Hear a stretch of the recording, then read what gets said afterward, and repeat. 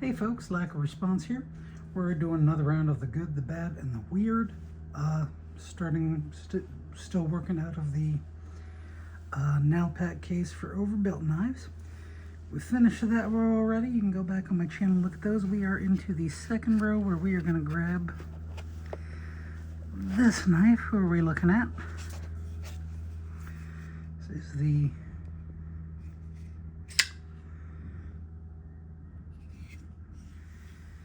PMP Knives Kodiak.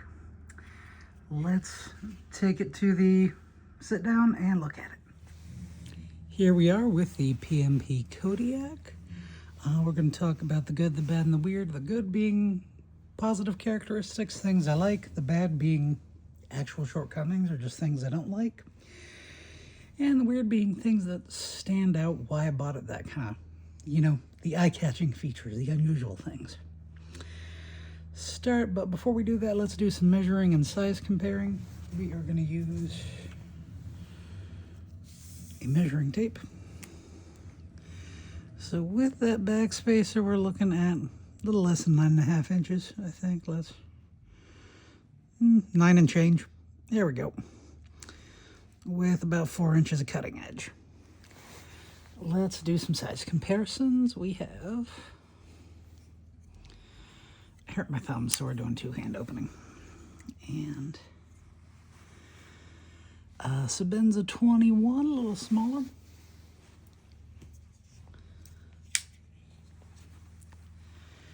Spyderco Mannix, a little smaller. Looking at the thickness side of the house. Yeah, it's a chunky boy. Let's move our size comparison knives out of the way and grab a ruler. A little over 1/2 inch thick. Okay.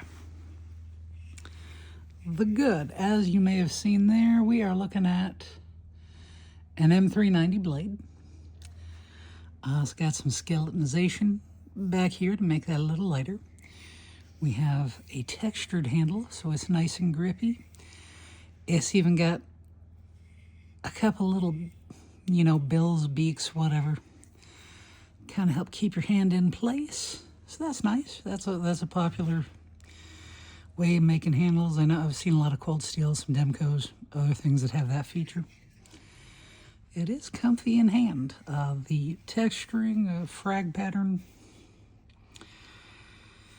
fancy tiles, whatever you want to call it. Who calls it fancy tiles?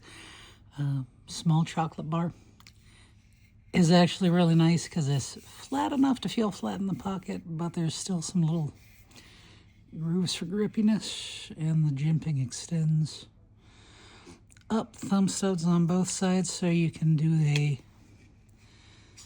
reverse flick.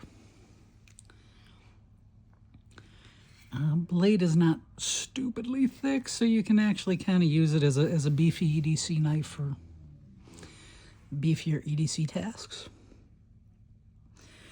Getting into the bad. This one is actually annoyed me a little. You can probably hear that, the sound of that action. Tried to fix it yesterday before I filmed, and this pivot screw, can you see it? Do I need to zoom in on it? It's very shallow, it's T6, and it's Loctited. So I can get out the body screws, but I can't undo the pivot. So it's just kind of stuck the way it is. That is bad. That's annoying bad. That is very shortcoming bad. One time I was actually able to spidey flick off those speed holes, but I couldn't do it today. The weird. Well, PMP is kind of known for doing bigger, chunkier knives. This is not their biggest or their chunkiest. Yesterday we kind of looked at their Midgard's Messer collaboration, the Big Boss. Whenever that video airs, it was yesterday in my brain. So yeah, it's not the biggest, chunkiest thing, but it's part of that overbuilt genre, so I guess that's kind of weird, but when it's a whole genre of knives, how weird really is it? I would say this is kind of in the bad. It's not weird enough. At the time I bought this, so why would I buy it if it wasn't weird enough? I went through a phase where I was just doing a lot of retail therapy, buying things to cheer myself up. And the big, chunky, overbuilt knives were the knives that were catching my eye at the time. I thought more knife equals more happy. Sadly, this one didn't live up to that. So while I like having it in my collection as just part of the overall set of big, chunky PMP knives, if you're a collector, you might like having something that you don't use just to have it in the collection. And that's kind of how I feel about it. But I wouldn't recommend. PMP has nicer stuff out there. The big chunky knife genre has nicer stuff out there. This is just kind of a pretty mediocre edition. Thank you for tuning in. You stay safe and have a good one.